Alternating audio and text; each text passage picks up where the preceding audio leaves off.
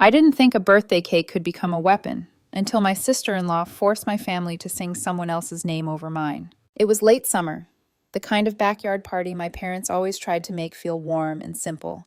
Folding tables, grilled food, string lights that never quite stayed straight. 30 people, family.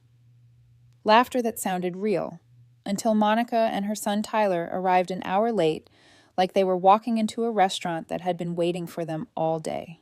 Monica didn't even say sorry. She swept in with that tight smile, Tyler trailing behind her with the swagger of a kid who'd learned he could bend adults with one pout. I felt my shoulders lock as soon as I saw them, because the past 4 years had trained my body to brace. Tyler looked at the decorations, at the gifts, at the cake with my name piped in icing, and his face twisted. "It's not fair," he said loud enough for people to hear. "She gets a party." Monica's hand landed on his shoulder like a queen calming her prince. "He's just expressing his feelings," she announced, as if we were all supposed to applaud. My mom tried to laugh it off. "Tyler, honey, your birthday is in September. We'll celebrate you then." Tyler's eyes snapped to the cake. "I should get candles too." Monica nodded like that made perfect sense. "It's basically the same time of year. Why don't we make it joint? He deserves to feel included." My dad's jaw tightened. My grandmother looked tired in a way that made me want to cry. And I, standing there in my own backyard, beside my own gift table, felt something inside me finally hit its limit. Because this wasn't just about one cake. This was 4 years of Monica arriving late, making demands, treating my family like staff, and training Tyler to believe that every room belonged to him. So I went inside, shaking, and I wrapped an empty box. And I put a note inside that I knew would blow up the whole illusion. When Tyler grabbed it and tore it open in front of everyone, the backyard went silent in the most terrifying way. His face went red, then he screamed. And Monica looked at me like I'd committed a crime. My phone didn't stop buzzing for days after that. They said I humiliated a child. But nobody asked why a child had been allowed to humiliate me for 4 years. My name is Rebecca, and I'm 27. If you met me now, working full-time, building a life with a man I love, planning a small wedding next spring, you'd probably assume I'm the calm one in the family, the sister who keeps the peace, the daughter who doesn't make scenes. That used to be true. I grew up in a house where conflict was treated like a spill on the carpet. You cleaned it up fast, quietly, and pretended it never happened. My mom's love language was feeding people and smoothing over uncomfortable moments. My dad believed in manners, structure, and the kind of respect you show by doing what you say you'll do. Like showing up on time. My younger sister learned early how to disappear into the background when adults got tense. And then there was Daniel, my older brother, 11 years older than me. Daniel was the kind of man who didn't rush into relationships. After a long stretch of being single, he'd become that relative everyone joked about. He's married to his job. So when he finally introduced us to Monica, the whole family lit up like someone had finally put the missing piece into place. Monica was 39, polished, loud in a way that read like confidence at first.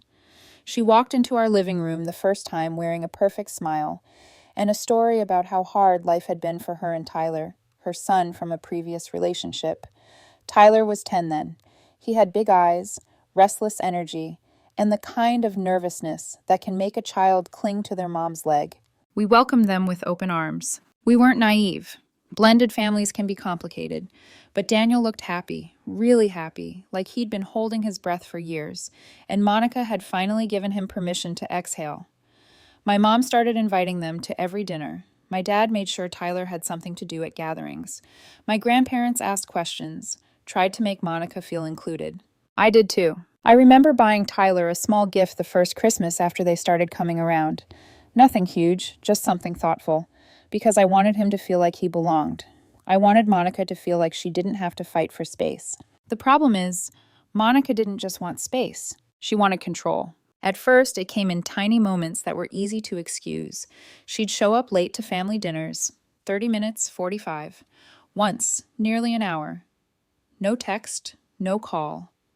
She'd walk in like the timing was everyone else's problem, breezing past my mom's forced smile and the food that had been kept warm too long. "Oh my God, traffic was insane," she'd say, dropping her purse down like a performance. "And it's so hot out. Why does nobody ever plan around the weather?" Daniel would rub the back of his neck, half apologetic, half defensive. You know how it is. And my family, because we hated tension, would absorb it. Then came the requests, except they weren't requests. Monica would look at someone and assign them things like she was managing a staff. "Can you go get ice?" she'd tell my dad, even if the freezer was already full. "Go grab my purse," she'd say to my sister, like my sister was her personal assistant. "Refill this," she'd say to a cousin, holding out her glass without even standing. If someone hesitated, if my grandmother paused with that slow, tired blink, Monica would repeat herself louder, sharper, like volume could turn her entitlement into obedience. And the worst part? Tyler watched her do it. He watched adults comply. He watched Daniel smile awkwardly and say, "Just do it. It's easier." So Tyler learned the rule of our family. If you push hard enough, people will move. The first time I realized this wasn't just awkward, it was dangerous, was Thanksgiving at my grandparents' house. I was 24, finally old enough that the adults treated me like I belonged at their table. We were setting plates in the dining room when Tyler marched in, chin lifted, and announced, "If she gets to sit with the grown-ups, I should too." My grandmother tried to be gentle. "Sweetheart, kids eat in the kitchen." Tyler's eyes narrowed. He turned on his heel and went to get Monica. And Monica came back like it was a courtroom, Tyler behind her like a little witness. She didn't ask what happened. She told everyone what would happen. "Rebecca can go sit with the kids," Monica said, smiling like it was reasonable. "Or Tyler sits here. It's only fair." My mom tried to explain calmly, "It's not about favorites, just age." Monica cut her off. "Honestly, if Rebecca is going to act like a child, then maybe she belongs at the kids' table." The room went quiet. I remember the heat rising up my neck. I remember Daniel not meeting my eyes. I remember my grandmother's face, tired, conflicted, wanting peace. And I remember the moment I stood up and moved to the kitchen. Because in that family, the person who cares the most about harmony always loses first. And Tyler, sitting across from me with my teenage cousins, smirked like he'd won a prize. That smirk became the soundtrack of the next 4 years. After Thanksgiving, something subtle but poisonous settled into our family dynamic. It wasn't one big explosion, it was erosion. Tyler started making demands the way Monica did, without asking, without hesitation, like the world owed him compliance. And Monica backed him every single time. The first time it happened in my space, I was at Daniel and Monica's house, sitting on their couch with my laptop balanced on my knees. I had a deadline the next morning, one of those projects where your brain buzzes even when your body is still. Tyler wandered in, controller already in hand. "Play with me," he said. "I can't right now," I replied gently. "I have to finish this for work." He didn't argue, he just raised his voice. "Mom!" Monica appeared instantly, like she'd been waiting. "What's going on?" "She won't play with me," Tyler said, eyes already shiny. I opened my mouth to explain, but Monica cut in. "Your work can wait. He's just a kid, Rebecca. Don't make him feel rejected." I felt that familiar pressure, everyone watching, the unspoken expectation that I would be the flexible one. So I closed my laptop and followed Tyler upstairs. He didn't want to play with me. He handed me the controller. "Beat this level. It's too hard." "I don't know this game," I said. "Maybe you can show me?" Tyler groaned, flopped onto his bed, and started watching videos on his phone. When I failed, he screamed. When I tried to leave, he cried. And Monica, without ever asking what actually happened, accused me of upsetting her son. I spent 2 hours in that room, grinding through a game I didn't understand, while Tyler ignored me entirely. That was the pattern. My time, my boundaries, my comfort, none of it mattered if Tyler wanted something. Then it became my things. He went through my bag without asking, took my makeup, used my expensive foundation until the bottle was nearly empty. When I brought it up, carefully, trying not to sound accusatory, Monica smiled like I'd misunderstood the entire situation. "You should be flattered," she said. "He's experimenting with his appearance. Family shares."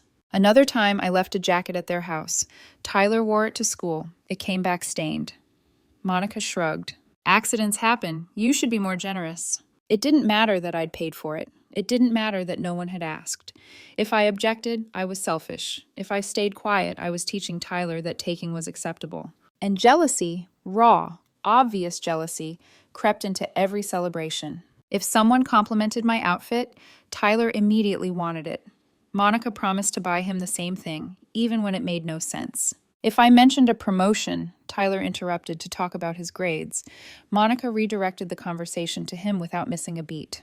2 years ago, when I finished my master's degree, my parents organized a small dinner at a local restaurant. Private room, cake, A quiet moment I was proud of. Monica and Tyler arrived 40 minutes late. Tyler saw the cake and scowled. "Where's mine?" Monica asked my mom, right there in front of everyone, if we could throw Tyler his own celebration at the same restaurant the following week. When my mom politely declined, explaining this night was about my graduation, Monica took Tyler and left early. The next week, she posted photos online of Tyler's party. Same venue, same decorations, calling it a celebration of his academic achievements. And Daniel? Daniel saw it all, but he never stopped it. Every time I tried to talk to him, he had an explanation ready. Monica had a hard childhood. She just wanted Tyler to feel included. I should be patient, be the bigger person. I kept telling myself he was right, because confronting Monica felt like lighting a match in a room full of gas. So I swallowed it, until my birthday, until Monica tried to take that too. My birthday that year wasn't supposed to be a big deal. I was turning 26, not a milestone that demanded fireworks, just one of those quiet markers that reminds you you're moving forward. My parents suggested an outdoor party in early September. Better weather, more flexibility, a backyard barbecue. Simple, safe. Or so I thought. By the time Monica and Tyler arrived, an hour late, of course, I had already felt that familiar tightening in my chest, the one that comes from knowing someone is about to push, just to see how far they can go. They didn't even say hello first. Tyler scanned the backyard, the tables, the gifts, the decorations. His face crumpled instantly. "It's not fair," he said loudly. "She gets a party." Monica placed a hand on his shoulder, but didn't correct him. "I told you, sweetie, sometimes adults forget how kids feel." My mom tried to redirect. "Tyler, honey, your birthday is coming up soon." "That's not the point," Monica cut in. "They're in the same general time frame. It wouldn't hurt to make this joint." I felt my pulse in my ears. This wasn't confusion. This was a test. My dad stepped in before my mom could respond. "This is Rebecca's birthday. Tyler's will be celebrated on his actual birthday." Tyler's eyes filled with tears on command. "That's unfair." Monica sighed dramatically. "He just wants to blow out candles. Is that really too much to ask?" My grandmother, who had already been on her feet all afternoon, started reaching for her purse. I could run to the store, and that was it. Something inside me snapped. Not explosively, not loudly, but cleanly, like a wire pulled too tight, finally breaking. I didn't argue. I didn't yell. I walked into the house. My hands were shaking as I stood in my old bedroom, staring at the recycling bin. An empty box caught my eye. I picked it up, wrapped it in leftover paper. No ribbon, no flourish. Then I sat on the bed and wrote a note. Not cruel, not vulgar, just honest. I wrote about boundaries, about entitlement, about how Tyler had been taught that demanding attention was strength, and how that lesson would cost him relationships one day. I folded the paper once, put it inside the box. When I carried it back outside and placed it on the gift table, no one noticed. Not yet. Monica eventually convinced my mom to put candles on the cake for both of us. During the birthday song, Monica and Tyler sang Tyler's name, loudly, deliberately, over mine. I stood there smiling like a ghost. After I blew out the candles, Tyler went straight for the presents. He grabbed the box, tore it open. "Read the note." His face turned red so fast I thought he might choke. He screamed, threw the box across the yard. Monica snatched the paper from his hands, read it, and turned on me like I'd slapped her. "You are cruel," she shouted. "Who humiliates a child like this?" I didn't respond. I just stood there, heart pounding, watching 4 years of silence finally catch up with us. They left immediately. That night, my phone exploded. Monica's messages came in waves, accusations, insults, demands for an apology. Daniel called, his voice tight, saying I'd gone too far. Some family members said I was harsh. Others said nothing. And in that silence, I realized something terrifying and freeing. I wasn't sure anymore if I'd done the wrong thing, or if I'd just been the first person brave enough to stop pretending. I didn't sleep that night. My phone sat on the nightstand, lighting up every few minutes like it was breathing. Texts, missed calls, notifications stacking on top of each other. I turned it face down, then flipped it back again, like maybe looking at it would somehow give me clarity. It didn't. Monica's messages were the loudest. Long paragraphs about how I'd traumatized her son, how I'd embarrassed her in front of the family, how I'd always been jealous of Tyler and finally showed my true colors. Daniel left a voicemail. His voice sounded tired, strained. "You shouldn't have done that in front of everyone, Rebecca. He's still a kid." I lay there staring at the ceiling, replaying everything in my head. Not just the party, but the 4 years before it. Every moment I'd stayed quiet, every time I'd moved tables, given up my time, handed over my things, smiled through disrespect because keeping the peace felt easier than confrontation. Was Tyler still a kid? Yes, but kids don't invent entitlement on their own. Adults teach it. And the part that hurt the most wasn't Monica yelling at me. It was Daniel, my brother, once again asking me to absorb the damage so someone else wouldn't have to feel uncomfortable. The next morning, my parents called me into the kitchen like it was an intervention. My mom looked exhausted. "I don't think you meant to hurt Tyler," she said carefully, "but maybe the note was a lot." My dad was quieter. He sipped his coffee, then said, 4 years is a long time to ask someone to be patient." That sentence landed heavier than anything Monica had sent. For the first time, I felt seen. Daniel called my dad later that day. I wasn't on speaker, but I could hear his voice through the hallway. Tight, defensive. "I get why she's frustrated," Daniel said, "but she humiliated my family." My dad didn't raise his voice. "Tyler humiliated himself by trying to take over her birthday, and Monica has disrespected this family for years." Daniel hung up on him. For a week, there was silence. No calls, no visits. Then the messages started again, but not from Monica. My aunt reached out. She hadn't even been at the party. She told me Monica had called her, complaining about how unwelcoming our family was to outsiders. My aunt responded with something simple and devastating. "Plenty of people have joined this family without issue. Maybe you should consider the common denominator." That opened the floodgates. My uncle messaged Monica with a list of every time she'd been late or rude. My cousin emailed about Tyler breaking her daughter's toys and Monica never apologizing or offering to replace them. I hadn't asked for this. I hadn't told anyone to confront her. But it was like my birthday cracked something open that everyone else had been holding shut with politeness and fear. Daniel accused me of starting a campaign against his wife. My mom told him the truth. People were finally speaking because they were done being quiet. A few days later, Daniel asked to meet. I agreed, but only if my parents came, and only if it was somewhere public. And I made one thing very clear. I'm not apologizing. If that was the price of peace, I wasn't paying it anymore. We met at a coffee shop halfway between our houses, the kind of place with neutral lighting and uncomfortable chairs, chosen because nobody could storm off without an audience. Monica arrived first. Her eyes were red, makeup uneven, arms crossed tight over her chest like armor. Daniel followed. A minute later, shoulders slumped, looking older than I'd ever seen him. Tyler sat at a nearby table with his phone, earbuds in, completely disconnected from the tension his presence had helped create. I came with my parents. I'd prepared for this meeting like it was a presentation I couldn't afford to fumble. The night before, I'd written everything down, every incident I could remember from the last 4 years, the lateness, the demands, the way Tyler had been allowed to take my things, the graduation dinner, the birthday hijacking. I wasn't angry when I spoke. That surprised me most. I read the list calmly, one point at a time, my hands steady around the paper. The cafe noise faded into background hum. I focused on the words, on staying factual, on not letting emotion derail me. Monica didn't interrupt. She didn't have to. Her body language said everything. Tight jaw, eyes narrowed, foot tapping like she was waiting for her turn to dismiss it all. When I finished, she exhaled sharply. "That's it?" she said. "You're making a big deal out of nothing." My chest tightened, but I kept my voice level.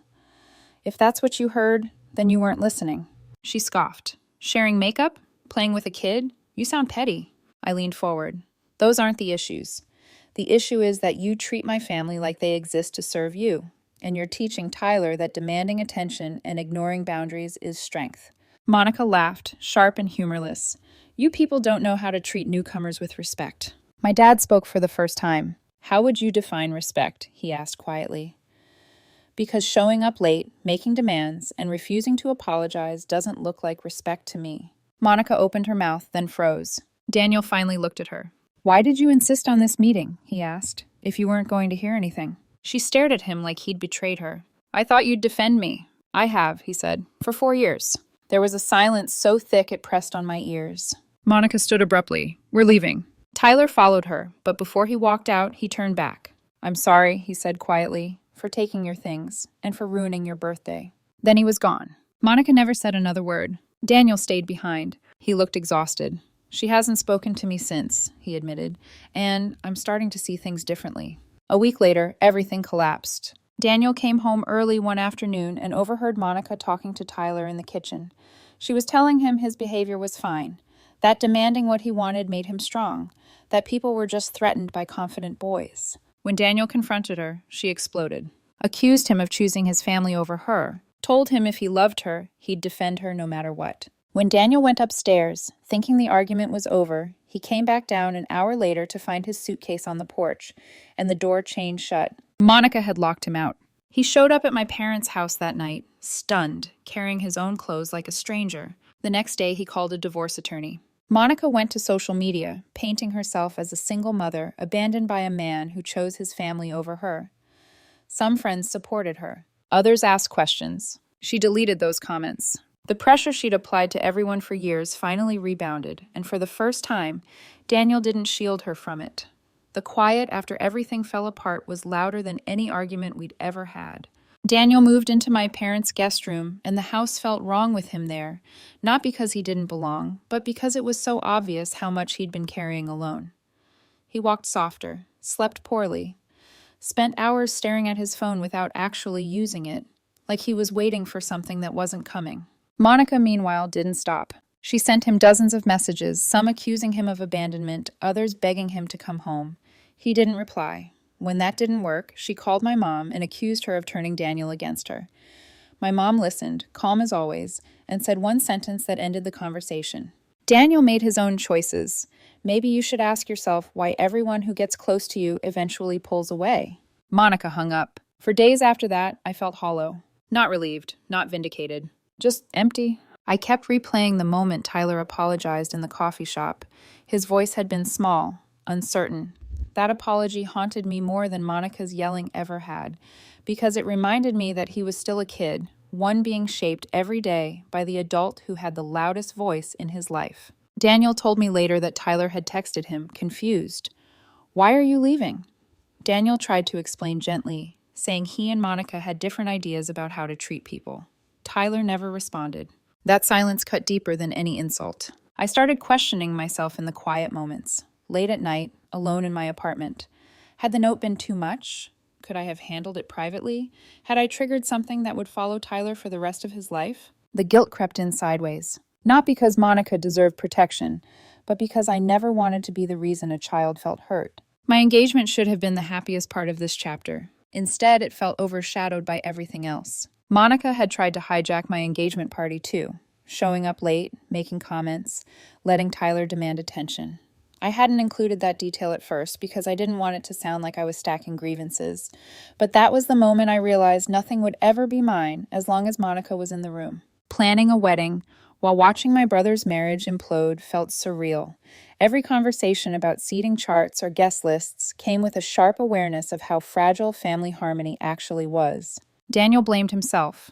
"I should have listened sooner," he told me one night, sitting on the back porch. I kept thinking if I just tried harder, things would get better. I didn't know how to comfort him, because I'd been telling him the same thing for years, and it hadn't mattered then. Monica sent one final message to our family group chat a few weeks later. She said we would all regret how we treated her, that Tyler would grow up more successful than any of us, that we'd see. No one replied. My dad removed her from the group the next day. The holidays came and went quietly, peacefully even. No late arrivals, no demands, no tension humming under the surface. My mom said something offhand one afternoon that stopped me cold. I forgot how peaceful gatherings used to be. That's when it hit me. The darkest part of all this wasn't the confrontation. It was realizing how much of ourselves we'd been shrinking to accommodate someone who never planned to meet us halfway, and how easy it is to confuse endurance with kindness.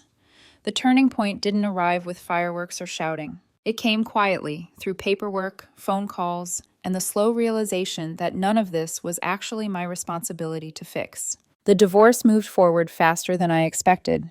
Daniel met with his attorney, learned that because he'd never legally adopted Tyler, custody wouldn't be part of the process. Property, however, would be. Monica demanded the house outright. Daniel didn't fight her on it. "He just wants it to be over," my dad said, shaking his head. "He's tired." That word, tired, felt like it explained everything. When the divorce was finalized, Daniel moved into a small apartment closer to work. The day he told us it was done, he didn't sound devastated. He sounded lighter, like someone who had finally put down a weight he'd convinced himself he deserved to carry. Monica kept posting online for a while, long, dramatic messages about betrayal and strength and being a single mother. People stopped engaging. Eventually, the post disappeared. Daniel told me Tyler had blocked his number. He tried once, through Tyler's school, but Monica shut that down immediately. Legally, she was right. Emotionally, it was brutal. I can't force someone to want me in their life, Daniel said quietly, even if it hurts. That acceptance, hard, measured, adult, was the moment I saw my brother differently. He wasn't weak. He'd been conditioned to avoid conflict the same way the rest of us had. I realized something else, too. The note I'd written, that moment everyone fixated on, was never really the turning point. It was the last straw. The turning point was when people finally stopped apologizing for being uncomfortable, when they chose honesty over harmony. My engagement planning became lighter after that. My fiancé noticed it before I did. "You don't brace anymore," he said one night while we were going over guest lists. "You used to tense up when family stuff came up." He was right. Monica and Tyler weren't invited to the wedding. Daniel was. And when he hugged me at a family dinner a few weeks later, he smiled in a way I hadn't seen in years. "I'm proud of you," he said, "even if it took me too long to say it." That was the moment I finally let go of the guilt. Because standing up for yourself isn't cruelty, it's clarity. The fallout didn't come all at once. It came in quiet shifts. Social circles thinning, invitations not being returned, conversations ending sooner than they used to. The kind of consequences that don't explode, but slowly suffocate. Monica still told anyone who would listen that I ruined her marriage. At first, that story seemed to gain traction. A few distant relatives asked careful questions. A couple of old acquaintances sent messages that danced around blame without quite naming it. But the problem with the victim narrative is that it requires everyone else to stay silent. And this time, they didn't. People asked follow-up questions. They remembered missed holidays, late arrivals, demands disguised as entitlement, the way Monica talked at people instead of to them. When the truth started surfacing from multiple directions, without coordination, the story stopped working. Daniel lost friends too, but not the ones who mattered. Some mutual acquaintances quietly admitted they'd avoided gatherings because being around Monica was exhausting. One friend told Daniel he'd thought he was imagining things for years, until he realized everyone else felt the same way. That realization stung, but it also freed him. Family gatherings changed almost immediately. Meals started on time. Conversations flowed without interruption. My grandmother laughed more. My mom stopped hovering, like she was waiting for a fuse to blow. Peace returned so naturally, it felt like remembering how to breathe. Daniel adjusted to his new apartment slowly. He invited us over one evening. A mismatched couch, bare walls, a kitchen that smelled like takeout, but he seemed proud. "It's mine," he said, "and it's quiet." Tyler remained with Monica. That was the hardest part. Daniel heard through mutual connections that Tyler had grown withdrawn, quieter. He blocked Daniel on everything. Monica told him the divorce happened because our family never accepted them. Daniel tried once more to explain, gently, without blame. Tyler didn't want to hear it. That hurt sat heavy between us, unresolved, unfixable. And I had to learn to accept something deeply uncomfortable. You can't save someone who's being taught to reject the truth. Monica sent one last message to our family group chat weeks after the divorce. She said we'd regret how we treated her, that Tyler would surpass us all, that we'd come crawling back one day. No one replied. The next morning, my dad removed her from the chat. That was it. No dramatic confrontation. No final speech. Just done. I didn't feel victorious. I felt finished. The strange thing about healing is that it doesn't announce itself. There was no moment where I woke up and thought, I'm okay now. It happened quietly, over dinners that felt easy, holidays that didn't leave me exhausted, conversations that didn't require rehearsing in advance. I got engaged in the middle of all that chaos. And for the first time, the happiness felt clean. My fiancé and I are planning a small wedding next spring. Nothing extravagant. Just people who show up on time, who respect each other, who understand that love isn't about demanding attention. It's about choosing it. Daniel will be there. Monica and Tyler won't. Daniel smiles more now. He admits sometimes that he was miserable for years and kept telling himself it would get better if he just tried harder. He wishes he'd listened sooner. I tell him we all do. I don't regret the note. It wasn't kind, but it was honest. And honesty, when it finally arrives, has a way of ending things that politeness only prolongs. Tyler's future isn't mine to fix.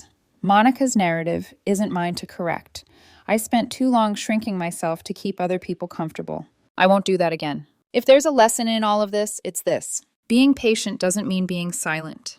Being family doesn't mean being a doormat. And setting boundaries isn't cruelty, it's self-respect. Sometimes the moment everyone calls too far is the exact moment things finally start to change. And sometimes peace only arrives after you stop apologizing for wanting it.